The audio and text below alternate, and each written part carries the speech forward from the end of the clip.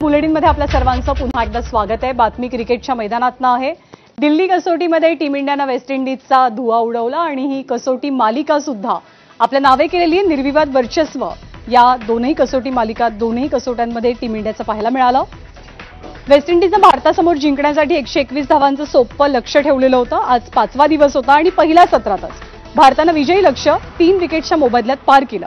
सलामीच्या लोकेश राहुलनं 58 तर साई सुदर्शनने 39 धावांचं योगदान दिलं।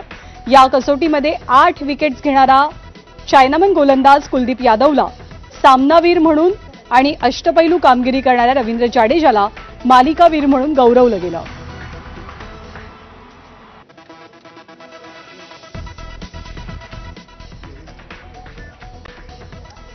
आणि हा विजय म्हणजे वेस्ट इंडिज विरुद्ध मिळालेला हा मालिका विजय शुभमन गिलसाठी खूप खूप जास्त स्पेशल होता, कारण कर्णधार म्हणून कॅप्टन म्हणून त्याच्या नेतृत्वात टीम इंडियानं मिळवलेला हा पहिला मालिका विजय।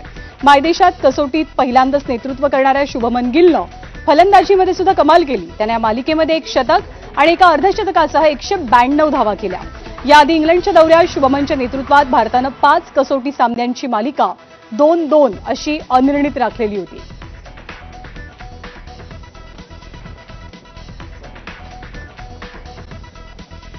आणि